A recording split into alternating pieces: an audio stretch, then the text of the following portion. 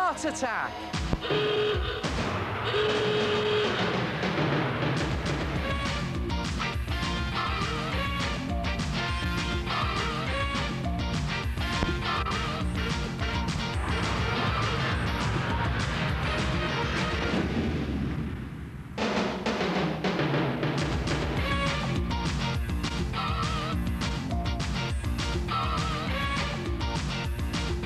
Where is it? Oh, hello there. Good to see you again. Excuse me. There it is. Got it. I've just squashed, well, it's a sort of squash thingy, really, isn't it? The trouble is, they get absolutely everywhere. I think I got one in here earlier. Let's see. Ooh, yeah, another squashed thingy. In fact, I've been squashing thingies all day. Look at that. Not a pretty sight.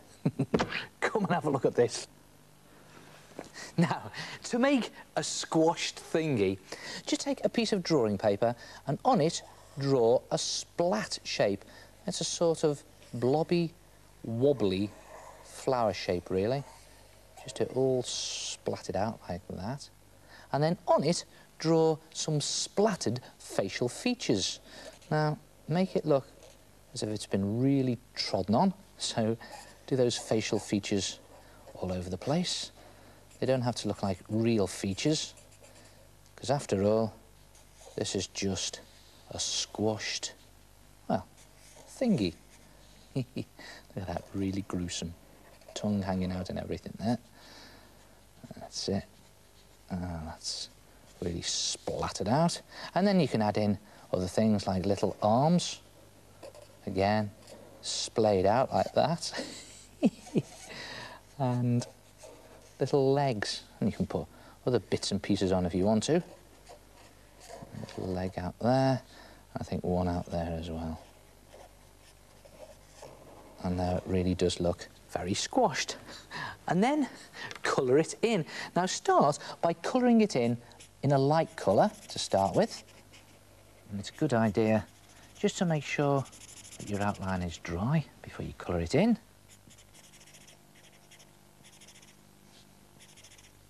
I'm all right because everything dries really quickly in my studio lights. It's so hot.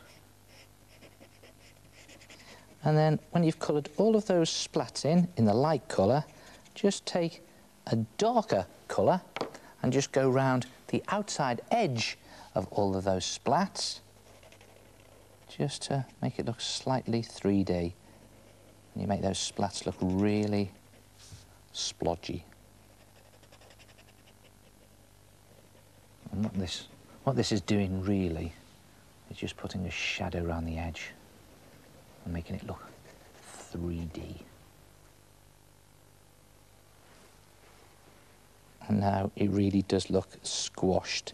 And then if you colour in the arms, legs and all the other little bits and pieces that you draw, cut it out, you will have something that looks like that. A squash thingy. Or you could try a different coloured squash thingy, like that.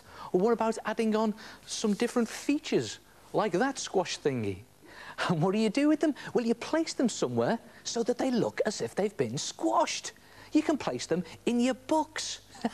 They make great bookmarks. You can cover them in sticky back plastic and squash them with your cup. Perfect to protect the furniture.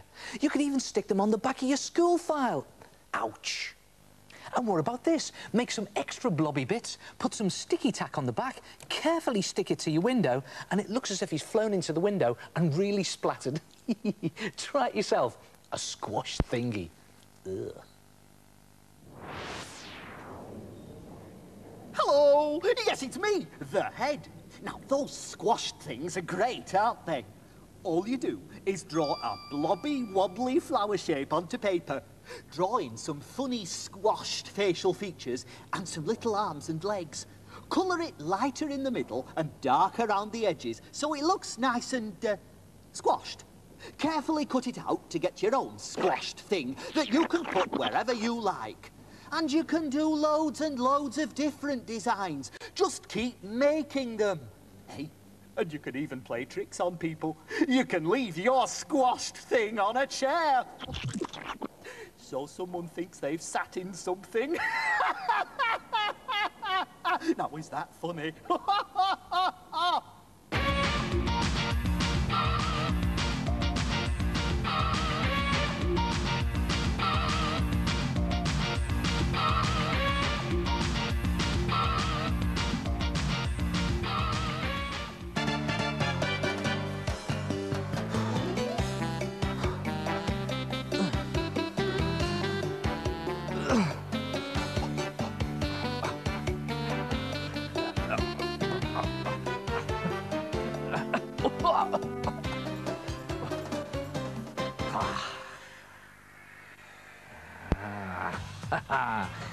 Yep. This gives me an idea for a big heart attack.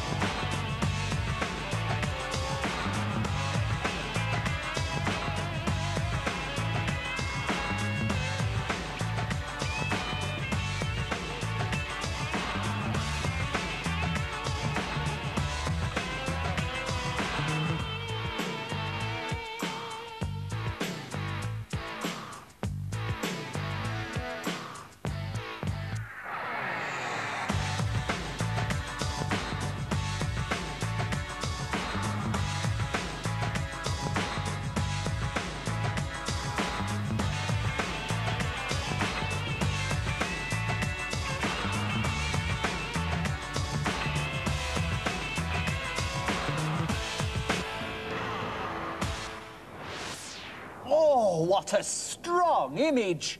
And those bulging biceps made me want to do my very own muscle picture. Muscles? Get it?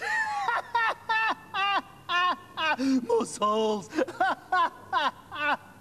Try lifting that lot.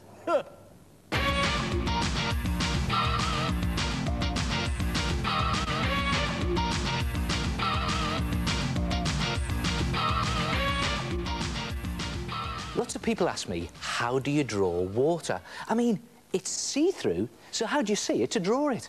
Well, actually, there's lots of different ways of drawing water, but it depends what the water is doing. I'll show you what I mean with this cartoon strip. So, OK, here's Harry. He's really miserable because of the rainy weather. Now, when you're drawing rain, it's just a case of drawing these lightly drawn diagonal lines all going in the same direction. And to make it look really rainy, you could just draw these drips, little teardrop-shaped drips, dripping off everything, even off the end of his nose and off his chin there. And to make it look really horrible, what about a few puddles on the floor? And you could even do some of these tiny teardrop-shaped splashes jumping up like that, where the rainwater is plopping in to the puddles. So Harry was so fed up, he decided to treat himself to a holiday in the sun. Off he went to a beautiful Caribbean island where the water was still and calm. Now, if you want to draw still, calm water, don't do waves, just draw lightly drawn squiggle reflections of things in the water, like this boat there, squiggle reflection, and even this tree by the water's edge, little squiggle reflection there. And look at that, the water's really calm. Some days there was a warm sea breeze and the water started to get a bit choppy and wavy. So if you are going to draw waves in water, here's a good tip. Draw the waves quite big in the foreground, like this, and then draw them getting smaller the further away they get. See the way I'm just drawing these slightly smaller now as they get into the distance, and just make them closer together. See the way I'm just closing the gap between them, so that eventually, when they get right into the distance, you can hardly see that they're waves at all. They just look like dots. And you get this great feeling of distance into your picture. Some days, Harry would go snorkeling underwater. Now, here's a good trick to make things look as if they're underwater. Just draw little bubbles rising up towards the surface from whatever it is that's underwater. And look at that. It really does look as if they're underwater. Very simple trick, that. Well, most days Harry would spend by the pool, just diving in to cool himself off. And if you want to draw things plopping into water, just draw these teardrop-shaped splashes jumping up, and then a couple of curved ripples rippling out from where he entered the water. Of course, if you want to draw heavier things going into the water, then just draw the splashes fanning out, a bit like fingers. See that? Do a couple of them there. She's quite heavy, and lots more ripples. There, like that. And don't forget, ripple around him there as well. Now, some days, Harry would have the pool all to himself and he'd just relax in the still, calm water. And you can even draw ripples around things to make them look as if they're standing in that still, calm water. Even this ladder, watch this, a couple of ripples, and it looks like they're actually in the water, not resting on it. And if it's still and calm, don't forget the squiggle reflection. Well, it was soon time for Harry to go home from his holiday, and all his holiday friends were really upset to see him go. So if you want to do someone crying or shedding a tear, just draw this teardrop shape coming from the corner of their eye. Harry, well, he was so upset, he bawled his eyes out. And if you want to draw someone really howling, just draw these little teardrops spraying out like that, and a couple of puddles on the floor like that. And even draw some lightly drawn lines in there to show that they're water.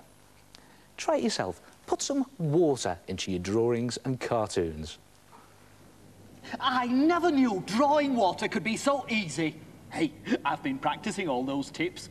Little tear shapes, wiggly lines, bubbles and ripples. Well, that's me, in a calm puddle, crying my eyes out in the rain, underwater. Effective, isn't it?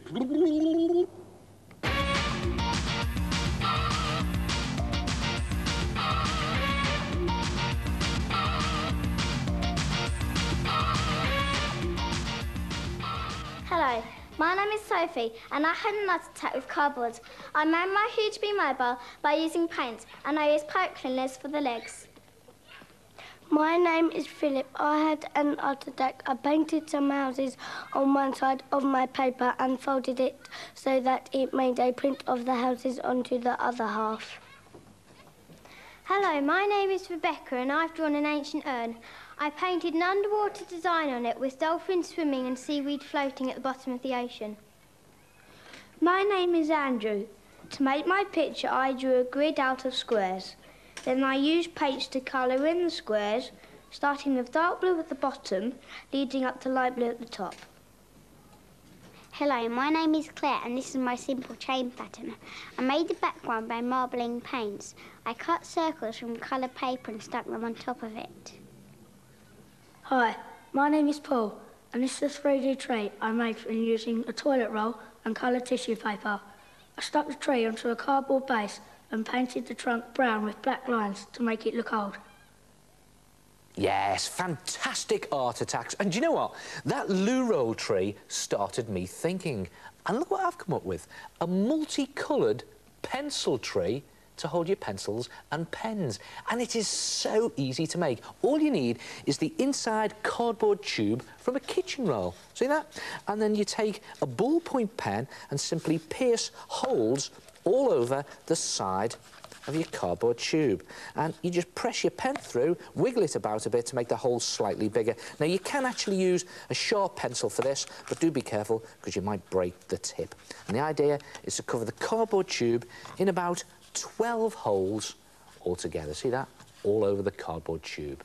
Then take a piece of cardboard box card and stand the tube on its end and just draw around that end, just to create a small circle that's the same size as the end of the tube, and then take something that's circular but slightly bigger, like a roll of sticky tape or a small saucer, and again draw around that to create a circle. And when you cut both of those circles out, you'll have something that looks like that.